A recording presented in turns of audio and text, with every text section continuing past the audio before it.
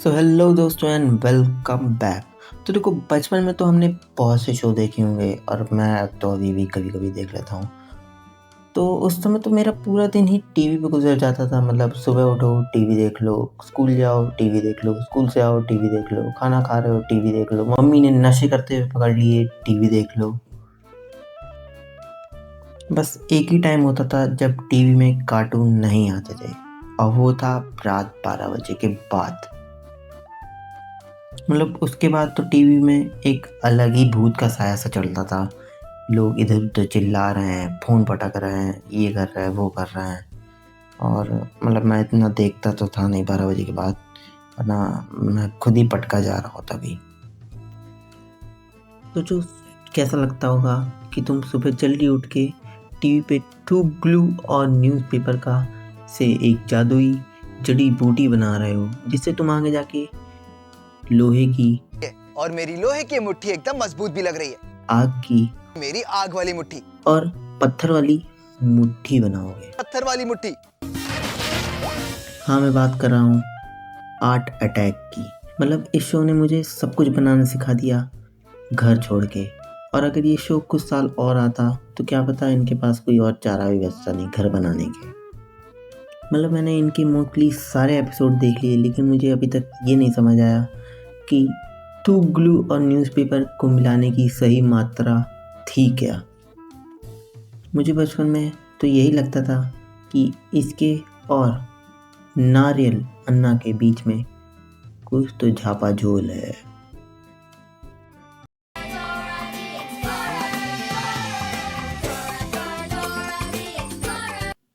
तो यार, मुझे बचपन में सबसे बेकार शो यही लगता था। इसमें एक मशरूम सी शक्ल की एक लड़की होती है और एक जग्गू के केले के मेले में खोया हुआ भाई। इनके आंखों के सामने चीज रखी होती है, फिर भी ये हम ही से पूछते थे कि आपको दिख रहा है। लेकिन इसमें एक फॉक्स भी होती है जिसका नाम होता है स्वाइपर, जो कि इतना चोमू होता है कि बस उससे ये कह दो कि स्वाइपर नो स्वाइपिंग, और वो चोरी नहीं करता। क्या आपको ये शो पसंद आता था? अगर हाँ तो कमेंट कर दो, और अगर ना तो लाइक कर दो। तो ये शो बचपन में तो सबने ही देखा होगा, and it was one of the best cartoon I had ever watched. और ये न्यू जेन वाले कार्टून से तो बहुत बहुत बहुत बहुत ही ज़्यादा अच्छा है। 2 हफ्ते पहले शायद इसका नया एनिमेशन देखा तो मेरे दिमाग में बस एक ही चीज़ आई, मतलब क्या ही जरूरत थी इनको नया एनिमेशन करने के लिए। पुराना वाला भाई इतना अच्छा था, मतलब मैं बता नहीं सकता। और मैंने पुराने वाले जितने भी ऑगी एंडी कॉकरोच के वो थे एपिसोड, मैंने सारे देखे लिटरली, मतलब ऑलमोस्ट तो देखे ही हैं आप, इंक्लूडिंग जो एक मूवी इन पे बनी है वो भी। और यार वो मूवी क्या ही मूवी, इट वाज द गोट। मतलब इस कार्टून में कुछ भी ऐसा नहीं है कि मैं मतलब उसको कुछ भी बुरा कह सकूं।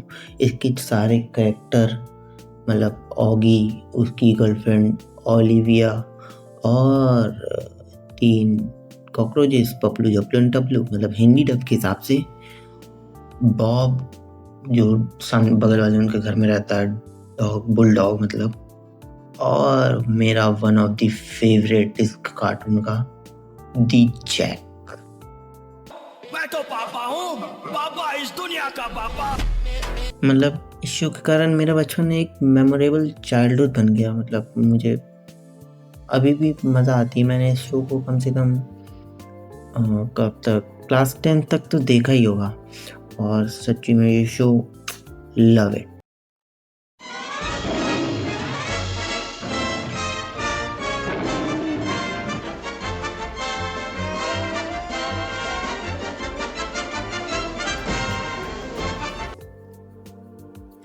चलो, कार्टून की बात हो रही है और उसमें टॉम एंड जेरी का ना नाम हो तो ऐसा हो ही नहीं सकता। मतलब ये शो बहुत ही अच्छा है। मुझे नहीं पता कि आज की जनरेशन को इसके बारे में पता भी है कि नहीं है, लेकिन जो भी पुराने होंगे उनको तो पता ही होगा कि ये शो कितना ही अच्छा है।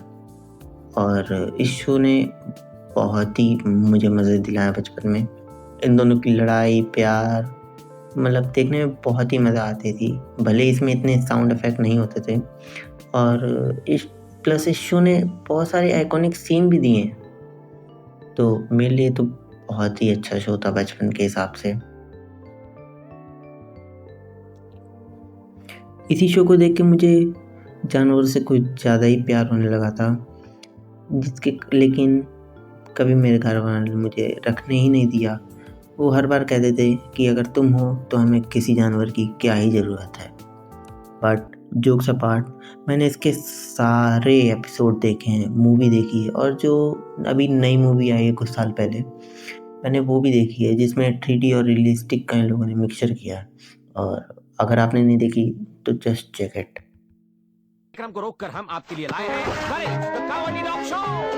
किस तरह है गरे, एक डरपोक डॉगी। ये अनजान शहर की गलियों में भटक रहा था। म्यूरियल ने इसे अपने घर में रख लिया। तो यार, जब मैं छोटा था तो इस शो को देखने में मेरी सच्ची में बहुत फटती थी, बहुत ही ज़्यादा। मतलब ऐसा नहीं है कि ये शो बेकार था, मतलब थोड़ा सा ज़्यादा डरावना था, लेकिन मैं देखता था। और मज़े की बात तो ये है कि शो को देखने में तो फटती थी, इसके बाद और ज़्यादा ही फटती थी अगर वॉशरूम लगा है।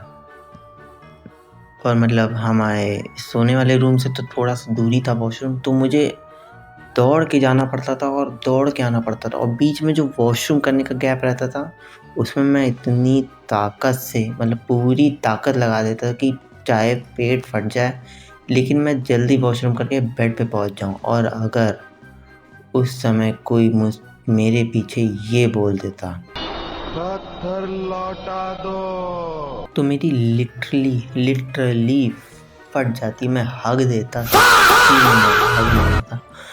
और मैं बता नहीं सकता, लेकिन चाहे ये जितना भी फाड़ू कार्टून हो, मुझे बहुत मज़ा आती थी इसको देखने में।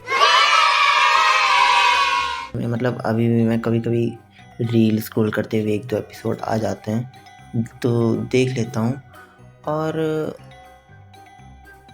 मैं सोचता हूँ कि हंसी की बात तो ये है कि इसका नाम करेज है, लेकिन इसके काम कोई करेज वाले नहीं है।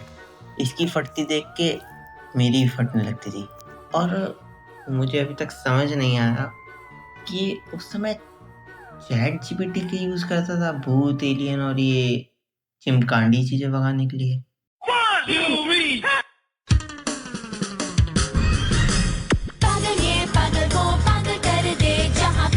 तो यार, बचपन में मैंने ये भी कार्टून बहुत ज़्यादा ही देखा है। मतलब हंगामा में तो यही ज़्यादातर आता था।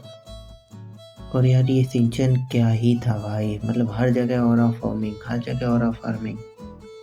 मतलब इस शो को देख के अगर तुम्हें हंसी नहीं आ रही है तो क्या यार, हो ही नहीं सकता पहली बात तो ऐसा।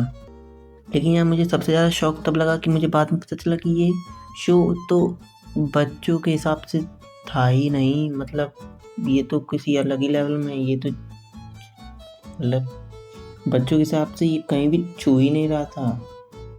और ये मतलब ये सिंचन 5 साल का है भी। मतलब कि क्या यार, ये कैसा करेक्टर था, मतलब इतना हरामी। मतलब ये दोस्तों की तो यार मतलब धुल ही देता था। फिर मिलेंगे बेबी, बाय बाय। उसका दोस्त बनने की कोशिश मत करो, मैं और मेरी डैड इतना पीटेंगे कि अपनी शक्ल नहीं पहचान पाओगे। और घर में अगर ये मूड में है तो घर वालों की भी हवा टाइट। लेकिन हाँ, मेरा तो बचपन का सबसे फेवरेट करेक्टर था। लेकिन मेरे सेकंड नंबर में था the gang leader, the principal sir. भाई क्या ही करेक्टर है, क्या ही गैंगस्टर लुक उनको दिया है।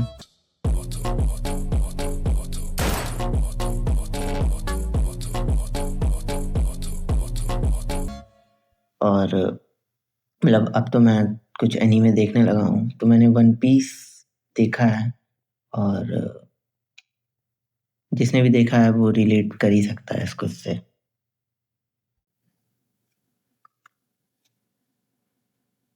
तो यार मतलब इसी शो को देखने के बाद मेरी क्यूरियोसिटी थोड़ी सी जापान की तरफ ज़्यादा बढ़ी। और मुझे बाद में जाके पता चला कि ये कार्टून नहीं, ये एक एनीमे है।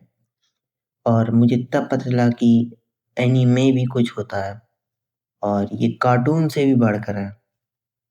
और मतलब अब तो मेरी आदत हो गई ज़्यादातर एनीमे देखने की। तो एनीमे के बारे में और जापान के बारे में मैं किसी और ही वीडियो में बात करूँगा कभी। और आज के लिए बस इतना ही। और अगर आपको ये वीडियो पसंद आई हो सो लाइक, सब्सक्राइब और बस इतना ही। Thank you, bye.